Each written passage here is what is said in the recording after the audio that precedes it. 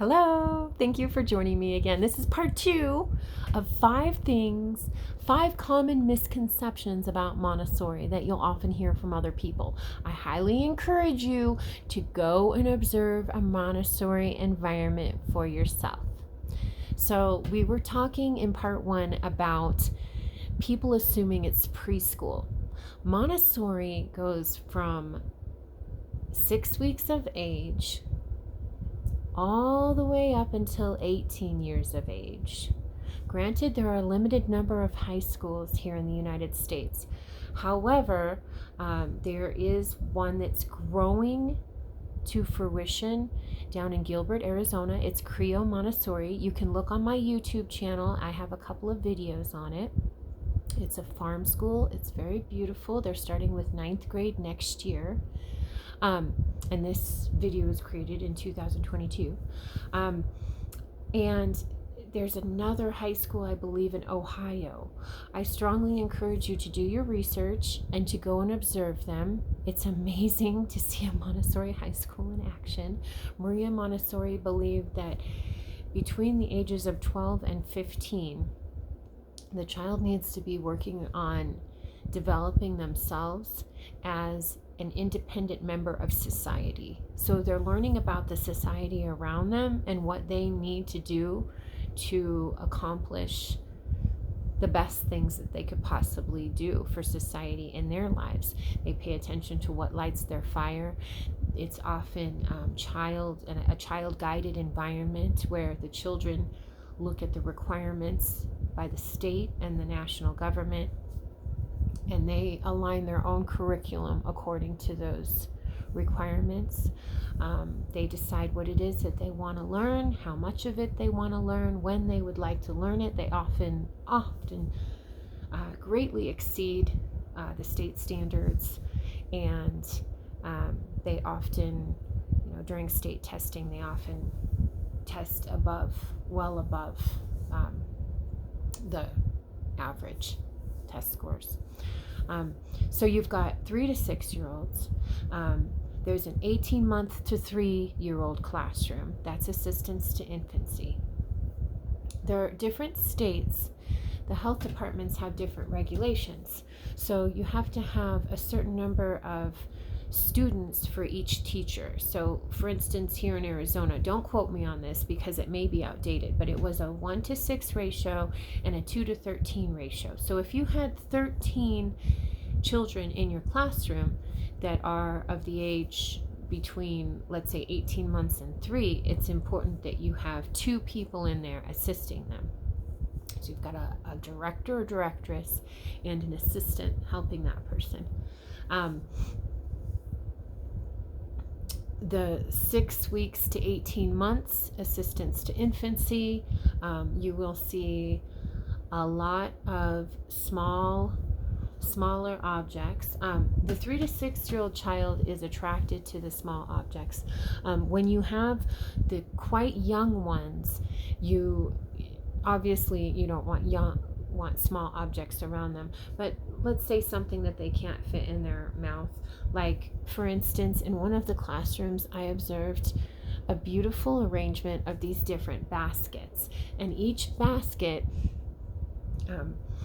there were, for instance, sea creatures, and there would be sea creatures in there that are about this big.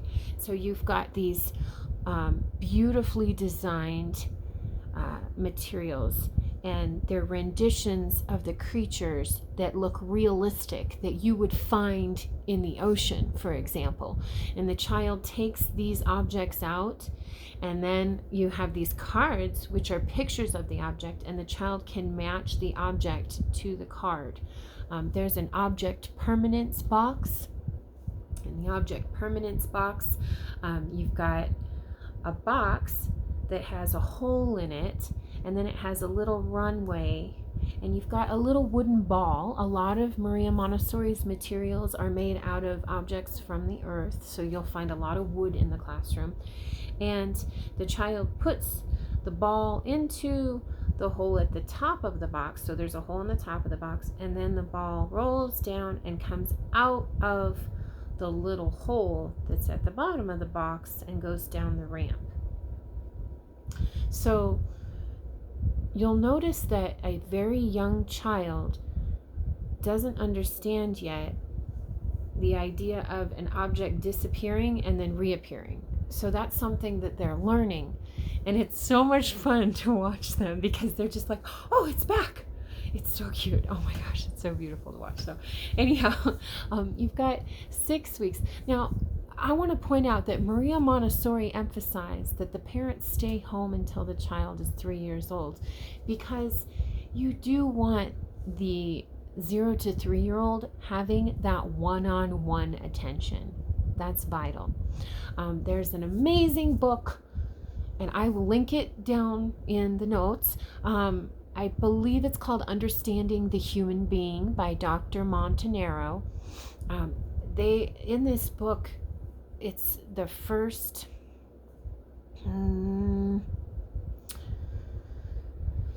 few years of life. It focuses on pregnancy in Montessori. So if you were to take the Assistance to Infancy training for 0 to 3-year-olds, they would also discuss the importance of pregnancy. So it's a beautiful class. I highly encourage Montessori training. So you've got 0 to 3-year-olds, 3 to 6-year-olds, and then the elementary environment. The elementary environment is 6 to 12-year-olds. And in this phase of development, the child is orienteering themselves to their environment. They're starting to separate themselves a little bit from mom and dad, building their independence. Their imaginations are growing. Between 6 and 9 years old, they're moving from abstraction. They're moving from what's the word I'm thinking of? Like cemented ideas to abstracted ideas. So they're beginning to use their imaginations so they can move away from the materials, so that they can start writing on paper, so they can start creating their own beautiful stories. There are 5 great stories. There are actually 7, I believe, but there's the staff. I think it's called The Great Staff. There's a music story in elementary education. And these stories are told at the beginning of when the child enters the elementary classroom, so that the child can begin creating their own beautiful stories about the environments they're learning about. And then we briefly discussed the 12 to 18 environment, which is based on the Erdkinder. Maria Montessori believed that after 15 years old, the child is ready for society. They are ready to go out into the world and begin to do what it is that they feel passionate about. So you really want to do your best to provide a Montessori foundation so that by the time they reach 15 years old, they know within themselves what it is that they would like to bring to this world. They've found what it is that lights their fire. It's so beautiful. And so the 5th thing that Montessori is that there's a misconception about is something that you'll often hear referred to in the Montessori community as Monte-Something. So, for instance, a preschool may have a pink tower in the corner. However, the children don't know how to use it, and they're knocking it down and rebuilding it again, but they don't understand the purpose of it. They don't understand the beauty of it. They don't understand that it's a geometric impression and it's a building block for mathematics, and that you can take the tiniest cube on the top of the pink tower and you can line it up with the other cubes, and that unit cube, if you slide it along the outer edge of the pink tower, it perfectly lines up. It's founded upon the base of 10, which is an important component within Montessori mathematics. And it's vital that the children receive the lessons in a certain order so that they can build upon each lesson. The pink tower is part of the beginning of mathematics for the primary 3 to 6 year old classroom. There's also the brown stairs, or they call it something else as well. The brown staircase, or the brown stairs. They're these beautiful wooden pieces of wood that are perfect geometric prisms. Everything is perfectly measured and beautifully presented. There's the number rods, the red rods. This is part of sensorial within the Montessori classroom. The number rods are part of math, and then the pink tower and the red rods are part of sensorial. So once again, I highly encourage you to observe a Montessori classroom. Let's get back to Monte-Something. The pink tower may or may not, the children don't know how to use it, so it may or may not be used properly in a classroom. I'm sad to say, but there are a lot of schools out there that find out that you can charge an exorbitant amount of tuition, higher than a preschool or a traditional, private school, for example. And then they bring the Montessori materials into the classroom. However, the teachers are not properly trained on how to use them, or they may have someone who is trained and that person's attempting to train the teachers without sending them to training. So one of the things that you can ask when you go and observe the classroom is, where were your teachers trained? And can you tell me about their training?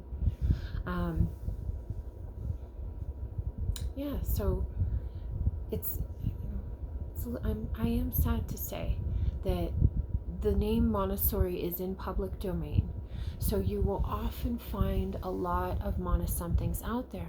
However, it's vital that you do your research and you find an ideal environment for your child, because each school, I want to impress upon you, each school you must take on a case-by-case basis.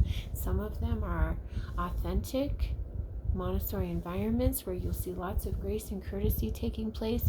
And for instance, when you go and observe, the children will offer you a drink, a beverage. They will offer you a snack. They will greet you when you enter the classroom. This is a sign of an authentic Montessori environment. They will treat you as a guest. They will provide a chair for you to sit in, and they will greet you with the day. Good morning, good afternoon, thank you for joining us. These are some of the things that you would see. The children will be working quietly, independently. The classroom won't necessarily be quiet, but you'll see some concentration going on. You want to see some of that concentration going on. And you want to look at the materials and see what materials they have in the classroom. In an ideal Montessori environment, you're going to see a large collection of math materials, a large collection of practical life materials, a large collection of sensorial, and a large collection of language materials. This is pertaining to primary. The elementary and the adolescent environments are going to be different. In an elementary environment, you're going to see kind of a living room situation. There are going to be some comfortable places to sit. There are going to be some, we call them keys to the world, or treasures of knowledge. You're going to see some beautiful books that the children can reference for their research projects.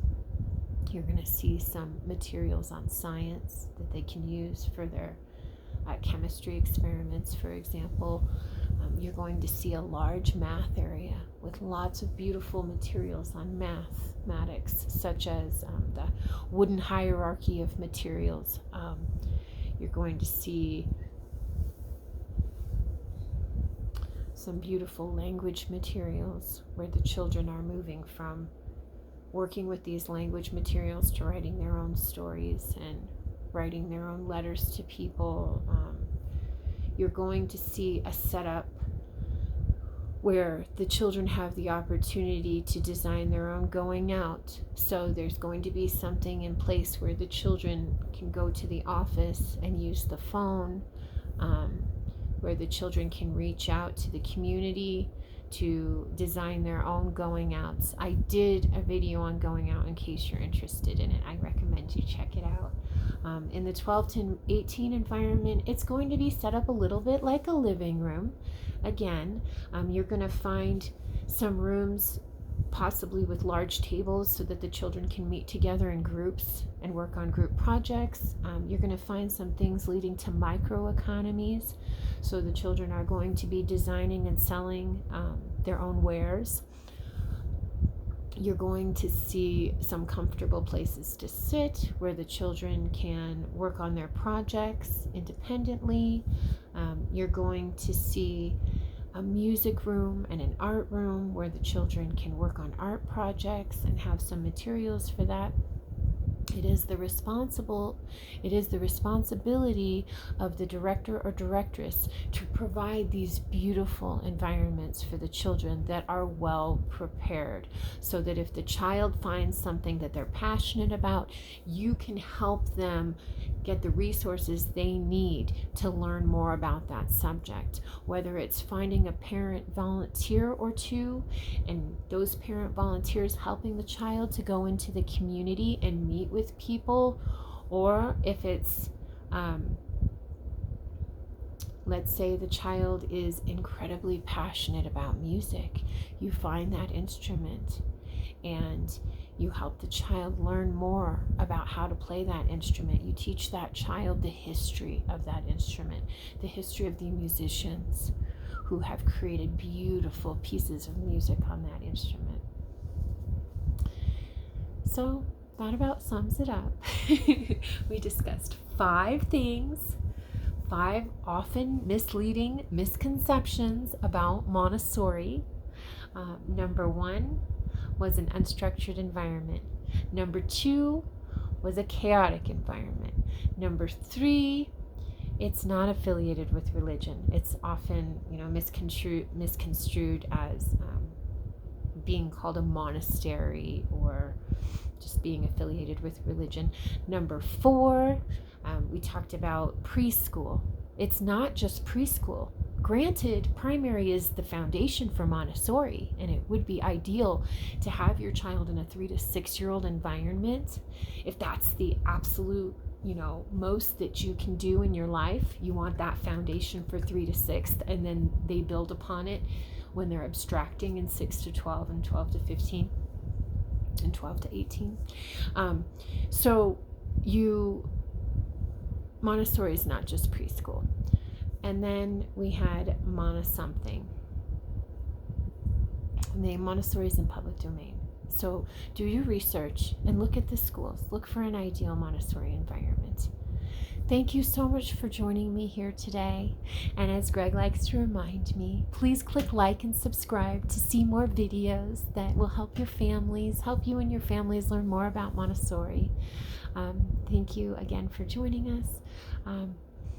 Please always feel free to ask a Montessorian. I hope you all have a wonderful day.